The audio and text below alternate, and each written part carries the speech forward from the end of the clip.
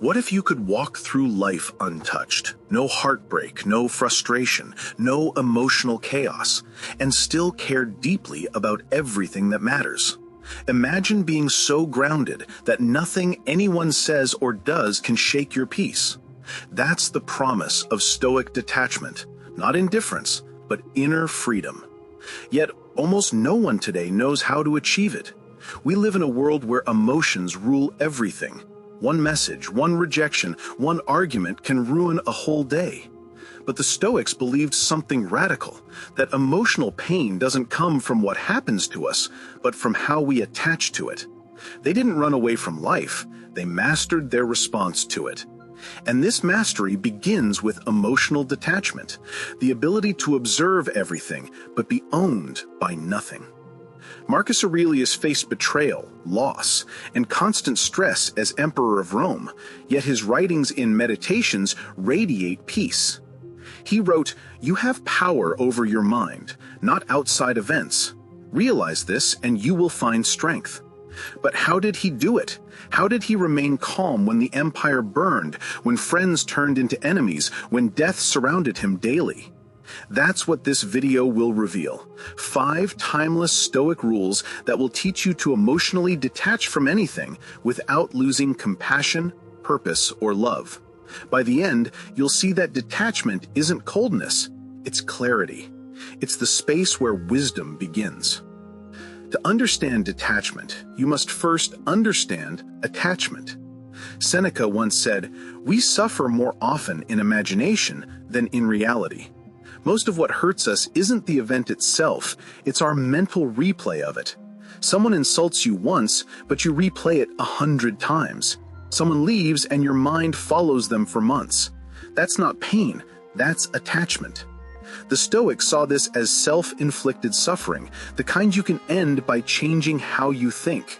When you learn to detach, the same world still exists, the chaos, the noise, the rejection, but none of it owns your peace. Yet, emotional detachment isn't something you simply decide to do. It's a discipline, built through practice and self-awareness. Epictetus, who was born a slave, learned to detach from the one thing most people can't: control. He said, "Some things are up to us, and some are not." That simple truth is the foundation of Stoic detachment. The moment you accept that you control only your thoughts and actions, not outcomes, not people, not fate, you begin to free yourself from emotional chains. Every disappointment, every rejection, every failure loses its power over you because you see it for what it truly is, something beyond your control. But here's the question: how do you apply this today, in a world built to keep you emotionally attached? Social media thrives on your reactions. Relationships test your expectations. Society tells you your worth depends on things that can vanish overnight. The Stoics faced their own chaos, but their principles still work, even now. In this video, we'll uncover 5 Stoic rules that can help you detach without disconnecting. Rules that will make you stronger, calmer, and free from emotional manipulation. And by the end, you'll realize that the power to detach isn't about escaping emotions, it's about mastering them. Because when you stop clinging to what you can't control, life becomes lighter, the noise fades, peace returns. But there's one rule, the most misunderstood of them all, that even Marcus himself struggled to live by, and it might just be the hardest lesson of all. We'll get to that soon. Rule 1. Accept everything. Expect nothing. This is the foundation of emotional detachment. The truth that freedom begins where expectation ends. Most people suffer not because life is cruel, but because they expected it to be kind. They expect loyalty and get betrayal. They expect recognition and get ignored. They expect fairness and get chaos. The Stoics knew that life was never designed to match our expectations. Marcus Aurelius wrote, "If you are distressed by anything external, the pain is not due to the thing itself, but to your estimate of it. And this you have the power to revoke at any moment." The moment you stop expecting the world to give you peace, you begin creating it within yourself. Modern society constantly reinforces the opposite message, that you deserve certain outcomes. It tells you that love should be mutual, effort should always be rewarded, and truth should always win. But the Stoic looks deeper. He understands that expecting something makes you emotionally dependent on it. You start believing happiness will come only if life behaves according to your desires. And when it doesn't, you break. But emotional detachment flips this script. When you stop expecting and start accepting, no outcome can own you. Whether you win or lose, you stay centered. Whether people praise you or ignore you, your peace remains the same. That's not coldness, that's strength. Seneca taught this principle in one of his most famous letters, where he said, "He who expects that things will turn out just as he wishes has his heart set on nothing but disappointment." To him, detachment was not withdrawal from life, but participation without chains. He didn't tell his students to stop loving, dreaming, or striving. He told them to do all of that without clinging, to love without the need to be loved back, to give without expecting anything in return, to act with integrity even when no one is watching. That's emotional detachment in its purest form, and it's the first rule the modern mind must relearn if it wants peace. Let's take an example from today's world. Imagine someone invests months of effort into building a relationship, a business, or a creative project, expecting it to bring validation or success. When it fails, they don't just lose the thing, they lose themselves.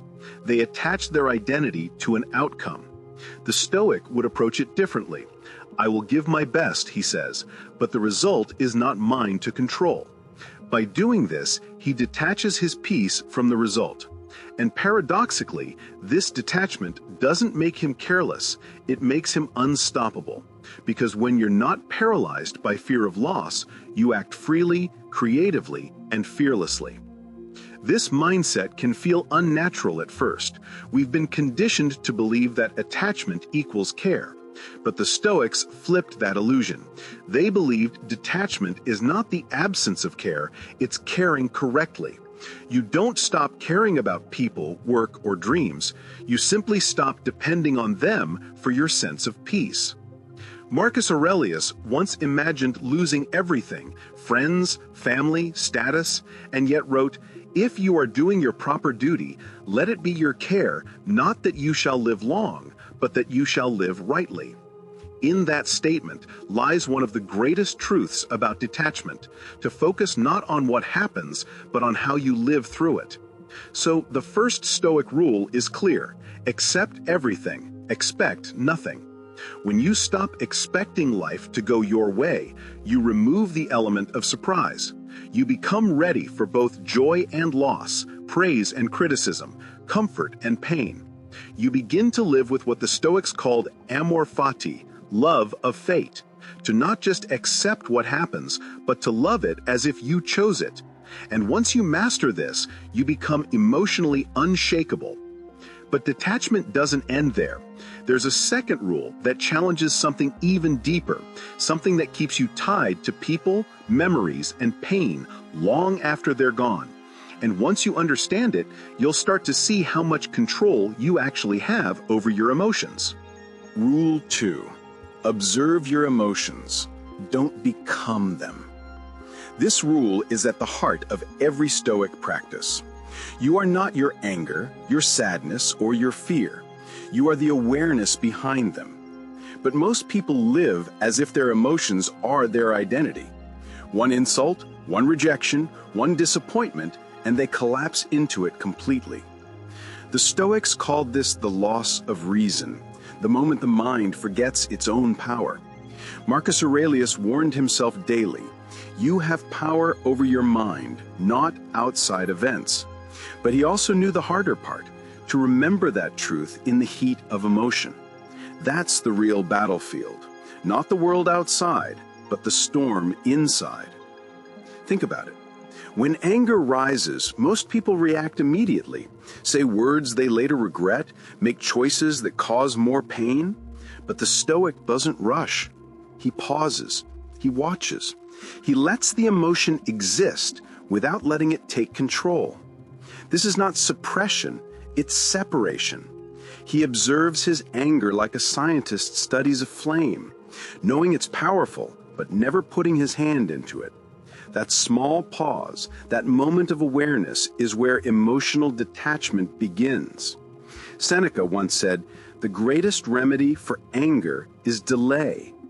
In that delay, the emotion loses its grip. In that delay, wisdom has a chance to speak.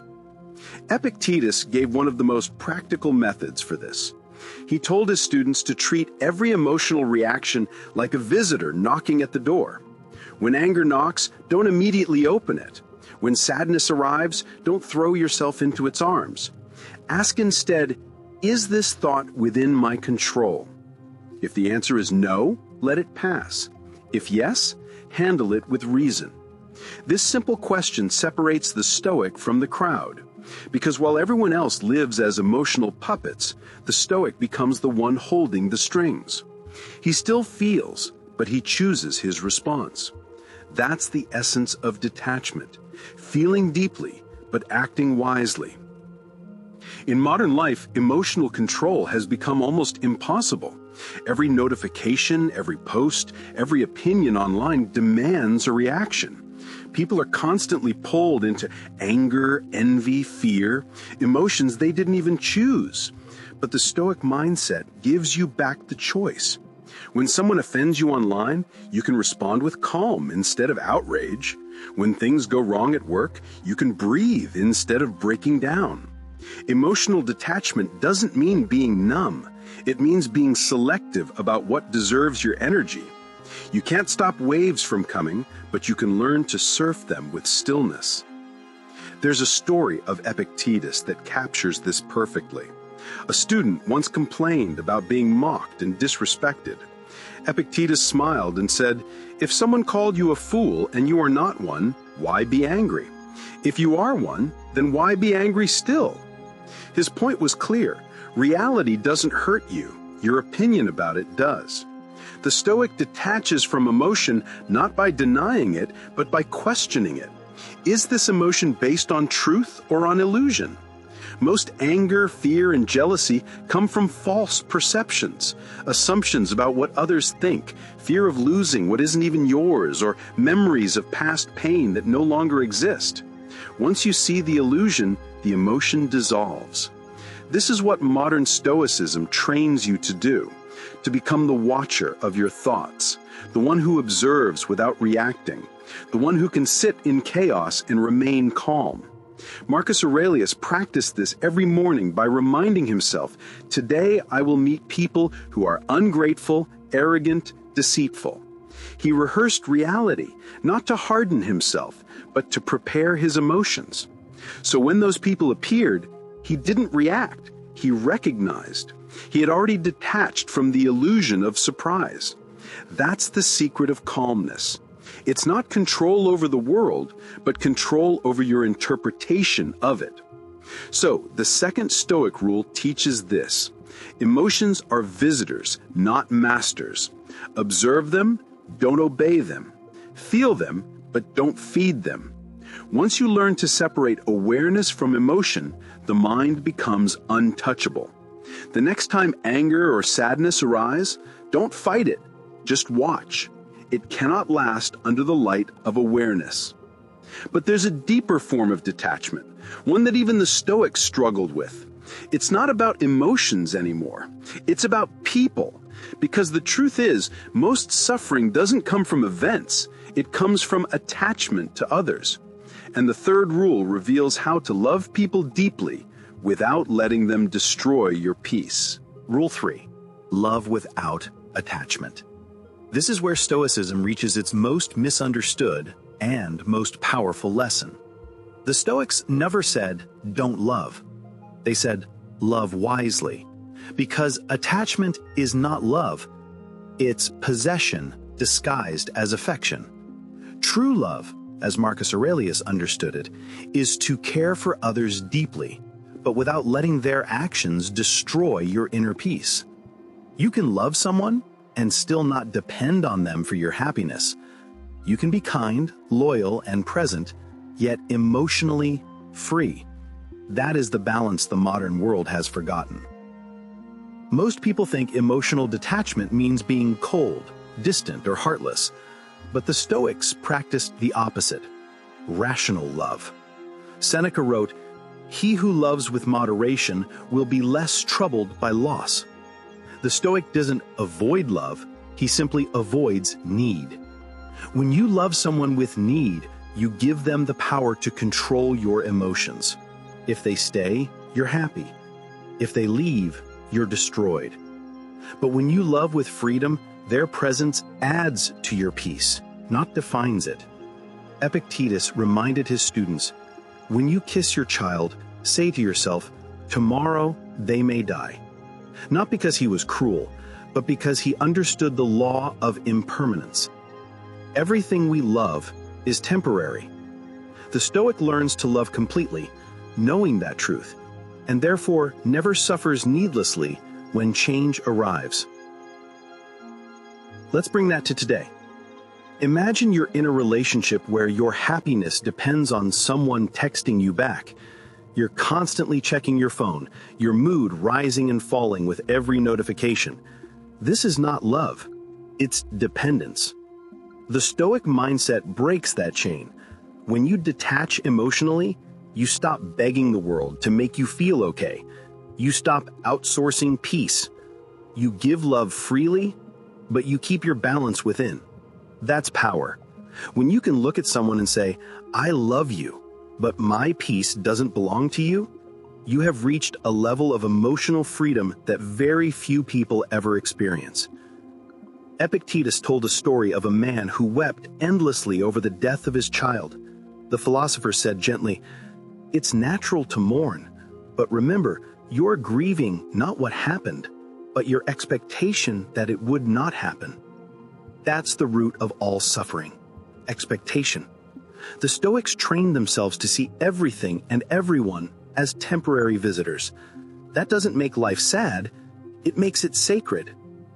When you realize nothing lasts forever, you start appreciating everything more.